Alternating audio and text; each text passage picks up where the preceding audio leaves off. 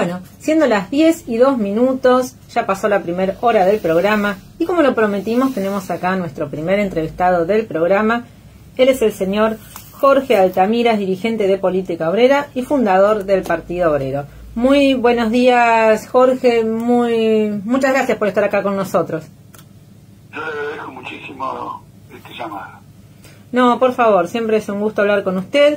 Sé que están por arrancar una asamblea abierta de trabajadores en el día de hoy, ¿cierto? Es así, en pocos minutos o una hora, en el Ministerio de Lanús hacemos una asamblea de trabajadores en una campaña para que el conjunto de los trabajadores, cualquiera sea su condición laboral, protagonicemos un Congreso Nacional de Trabajadores, que haya otras organizaciones que impulsan este mismo propósito, sí, con vistas a que la clase obrera pueda intervenir como fuerza política autónoma en esta crisis nacional. Bien, ¿cuál es el análisis que usted hace de esta situación social, económica? Usted, yo había leído un artículo suyo que antes de la renuncia del ministro Guzmán usted ya había pronosticado lo que iba a pasar. Bueno, efectivamente, pero digamos que era perfectamente claro que eso iba a ocurrir porque, digamos, las contradicciones económicas las contradicciones de la política económica del gobierno son explosivas. Usted se da cuenta que el ministro anterior tenía previsto una inflación del 33% cuando elaboró el presupuesto a principios de año. Luego, cuando hizo el acuerdo con el FMI, esa previsión subió al 45%, y ahora estamos en el 80%. Entonces, claro para cualquiera que la situación se ha transformado en explosiva, porque más tarde, y en particular ahora con esta ministra, pero ya con Guzmán también, se han tomado medidas que hacen prever que esta inflación va a terminar en una hiperinflación. Bien, y usted, o sea, ¿usted cree que entonces que la ministra Batakis sigue, o sea, no hay un cambio de programa, ni ve un cambio de rumbos, sino que ve que sigue todo igual? Mire, el tema si usted me permite desarrollarlo un poco, sí, sí, el tema es un tema un poquito más profundo. Por supuesto. El año que viene hay elecciones. El desarrollo de una campaña electoral y las elecciones con un gobierno que no tiene ningún rumbo y con una inflación que crece es realmente explosiva, quiero decir, no es explosiva porque va a haber una gran incertidumbre y además porque el oficialismo va a participar de una campaña mientras está en el gobierno sin poder manejar una situación que está agravando las condiciones populares, las condiciones de vida del pueblo. De manera que, más tarde o temprano, pero en el curso de las próximas semanas o meses, tiene que haber una definición política más radical a nivel de gobierno. Por eso es que muchos sectores presumen que puede haber un adelantamiento de las elecciones para no tener que atravesar un periodo electoral con un gobierno desorganizado, o que el propio presidente eventualmente renuncie y se haga cargo la vicepresidenta y le imprima alguna cohesión que hoy el gobierno no tiene y que tampoco va a tener cuando asuma la vicepresidencia del TRICO. El gobierno está embarcado junto con el FMI, porque en esto tiene el apoyo del FMI, en una orientación que va a terminar en una hiperinflación. Esto se ve porque la inflación crece, pero además se ve porque han tomado medidas. En primer lugar, permite un aumento generalizado de los salarios para sacar al pueblo de la pobreza. Y esto es fundamental, porque un pueblo que está pasando hambre no puede protagonizar un cambio en el país. Primero hay que devolverle su capacidad creadora para que un cambio en el país sea viable. Entonces por eso le distinguía que con esta deuda Argentina explota. Ahora, anulando la deuda, bueno, plantea una reorganización completa del país con métodos que en nuestra opinión tienen que ser métodos socialistas, es decir, que el interés colectivo de la mayoría se imponga sobre el lucro privado. Quiero agregarle una cosa para que se entienda bien el planteo. Sí. El FMI ha publicado una lista de 60 países que van a entrar en default. Es decir, no es que de golpe en la Argentina vino Política Obrera, descubrió un fenómeno original y entonces tiene una propuesta original, etcétera. No. Esto que pasó en Sri Lanka ha llevado a que los diarios internacionales de finanzas publiquen largos artículos señalando que esto mismo ocurre en una varias decenas de países, incluidos países como Italia, que tienen la mayor deuda del mundo y que por ese motivo ahora tiene una crisis. Sí. Y vemos el primer ministro. Hay una crisis mundial también, a raíz de la guerra, la pandemia también, ¿no? Es una crisis mundial, no, pero también es una crisis mundial a raíz del endeudamiento masivo que hay en el periodo de la cuarentena y alargada la jornada de trabajo. Sí. No lo han recompuesto nunca. Yo incluso conozco médicos que están abandonando el trabajo en prepagas, etcétera, por otro tipo de trabajo, o incluso que se van del país porque se sienten defraudados en lo profesional, quiero decir, han estudiado la facultad de medicina, han hecho esto, tienen una trayectoria y están cobrando algo que no corresponde, pero ni por lejos de sus expectativas. Eso también nosotros lo rechazamos. Nosotros consideramos que quien se ha formado y ha hecho una carrera y merece un salario que esté por encima del costo de la canasta familiar, mientras defendemos que todo el mundo, como mínimo, gane el costo de la canasta familiar.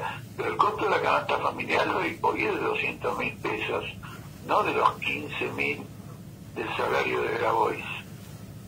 No, está muy lejos, ese es el tema.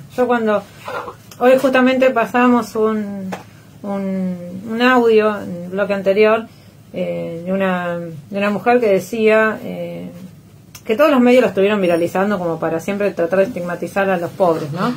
Donde ella decía, bueno, pero ahora nos quieren hacer salir a trabajar afuera 8 horas por la misma plata. Y es entendible también, porque realmente ¿cómo pueden pretender, y mucha gente peleando, bueno, vagos, vayan a trabajar, ¿cómo pueden pretender que una persona, una mamá que tiene 3 hijos, que tiene que dejar a los hijos y todo, pueda salir a trabajar 8 horas por 20.000 pesos? Es ilógico. No, escúcheme, pero hay una cosa en esto que es ilógico y totalmente, concuerdo totalmente con lo que dijo esa señora, esa mujer. Hay algo que todavía es más grave, porque es una política oficial, se llama empalme, que el trabajador deje de cobrar un plan y por el dinero de ese plan o un poquito más vaya a trabajar a una empresa privada.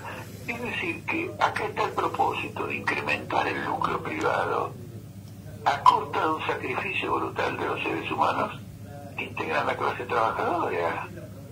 Esto es una perversidad fenomenal. Para el gobierno esto es una forma de estimular la inversión. Esto quiere decir que va a rifar el nivel de vida del país para que algunos pillos inviertan y paguen salarios miserables. Cuidado. Entonces hay que entender. ¿Por qué hay que entenderlo? Porque es un gobierno que dice que es nacional y popular. No, por favor. Esto es un gobierno capitalista que con el lenguaje nacional y popular disimulas lo que sería un cambio histórico en la condición de la clase obrera argentina, porque la clase obrera argentina en América Latina fue la que mayores conquistas sociales obtuvo históricamente, y hoy está en la lona, hoy está en el final de la tabla, cayendo al descenso. Sí, también hay una realidad también, no sé usted cómo lo vea esto, ¿no? Pero estamos hablando de una clase obrera, uno piensa en la clase obrera y realmente si uno piensa en la cantidad, por ejemplo, de trabajadores en blanco que tienen, no sé, que están sindicalizados, que tienen ciertos derechos, hoy en día con lo que fue hace unos años atrás, hace unos 30, 40 años atrás, y realmente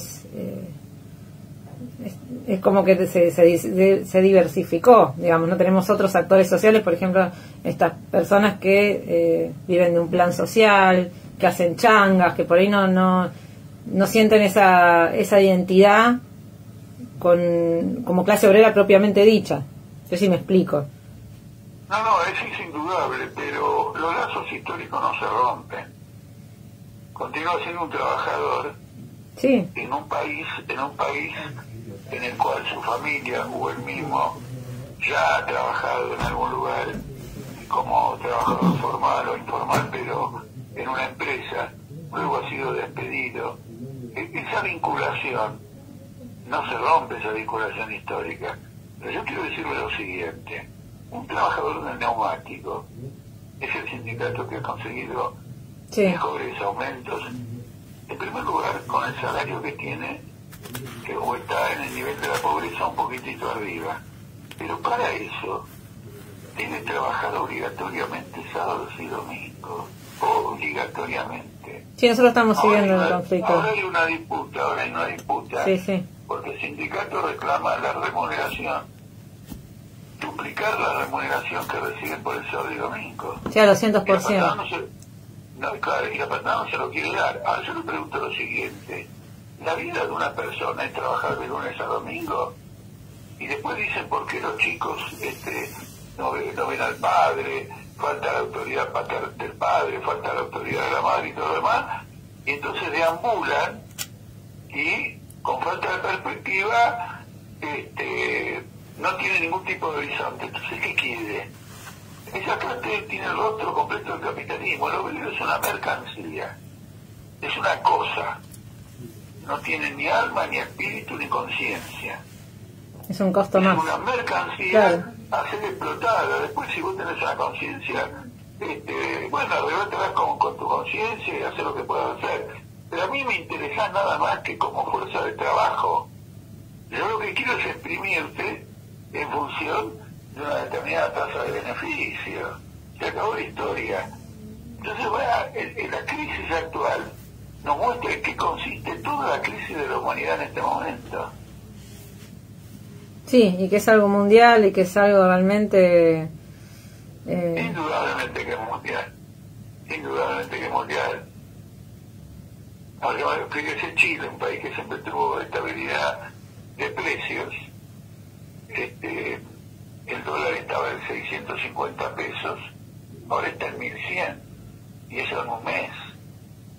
Quiere decir que se ha destruido el nivel de vida de los trabajadores.